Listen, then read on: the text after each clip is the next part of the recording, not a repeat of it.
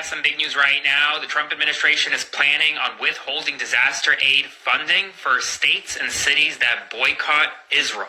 According to Reuters, U.S. states and cities that boycott Israeli companies will be denied federal aid for natural disaster preparedness. In new terms and conditions in FEMA grants, they say, quote, conditions require that they certify they will not sever commercial relations specifically with Israeli companies to qualify for funding. This requirement applies to at least $1.9 billion that states rely on to cover search and rescue equipment, emergency manager salaries, and backup power systems, among other expenses. The Department of Homeland Security back in April says that any city or state boycotting Israel is prohibited from receiving grant funds. What's stunning about this policy is that I'm not sure there is another policy similar to it, meaning if you boycott, for example, France, or if you boycott Ukraine, or if you boycott Taiwan, you may not be eligible for disaster relief funding. If I'm wrong on that, let me know in the comments, but I can't find one.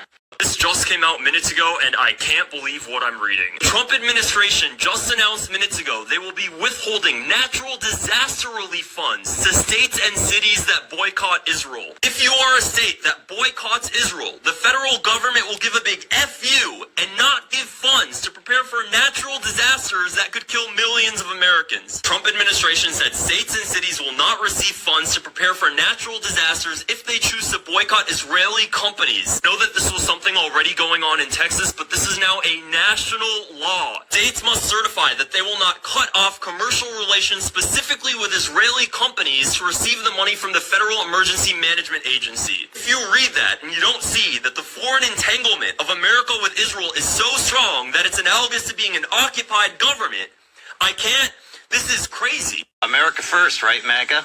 Isn't that what you guys always say? The alleged president, Donald Trump, is putting America first. Then why don't you explain to me why it is that the alleged president, Donald Trump, is threatening to withhold natural disaster relief funds to any state or to any city that boycotts Israel?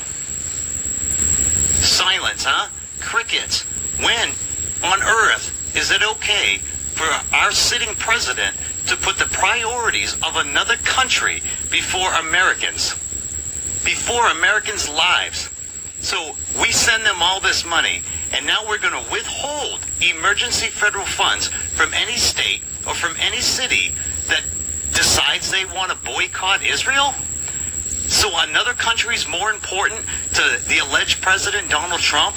Another country far outweighs the American citizen.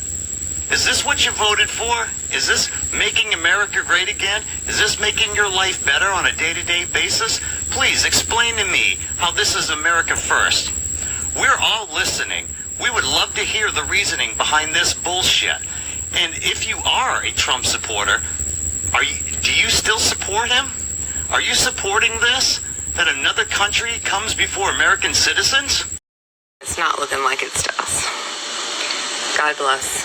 And God bless America. I guess now you can't even put laws in effect, so they should be good. But with Mike Johnson on his first ever trip to Israel right now and praying at the Wailing Wall for our alliance with Israel to remain strong, I can't help but think who these people's loyalty is actually to, because it's not looking like it's to us. God bless. And God bless America. I guess now you can't even think twice about having any kind of natural disaster in your state if you don't support Israel, because now President Trump says that he is going to withhold $1.9 billion in FEMA money to any state that boycotts Israel. Now, in this move to tie federal disaster relief money to the support or lack of support for Israel, the requirement to support Israel will apply to at least $1.9 billion that states will rely on for search and rescue equipment, emergency manager salaries, backup power systems, among other expenses. And the Department of Homeland Security, which manages FEMA, says that boycotting Israel is prohibited for individual states and cities receiving federal emergency funds. Now, this is mostly to prevent actual anti-Semitism, and there are 34 states that already have those laws in effect, so they should be good.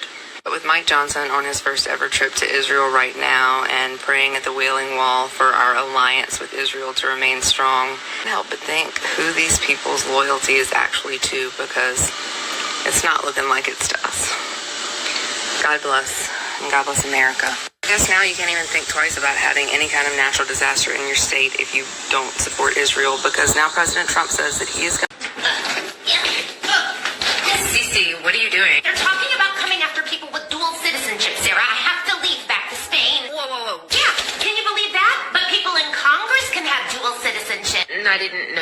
Richard Blumenthal from Connecticut, Ron Wyden from Oregon, Benjamin Cardin from Maryland, all Israeli citizenship, by the way. Barbara Boxer from California, Russ Feingold from Wisconsin, Chuck Schumer from New York, Steve Cohen from Tennessee.